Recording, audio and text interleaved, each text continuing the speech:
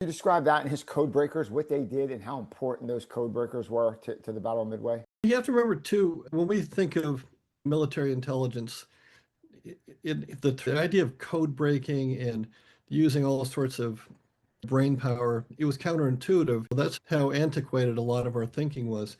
And so when naval intelligence began code breaking and using radio transmissions and all the different little tricks of the trade that the intelligence people had, a lot of people still didn't trust it.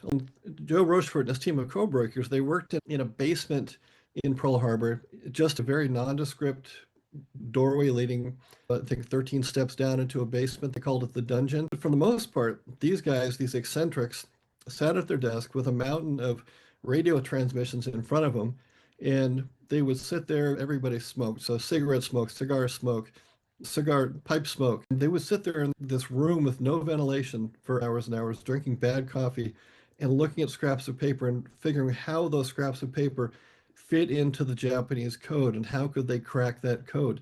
And the Japanese code at the time was so incredibly elaborate, just millions of different combinations for any different word, that the fact that these guys did it, and it took them months and months of just puzzling over these things, turned the tide of the battle. Because when Admiral Nimitz went to Rochefort to say, where is this battle going to take place? When's it going to take place? He had all the answers for him.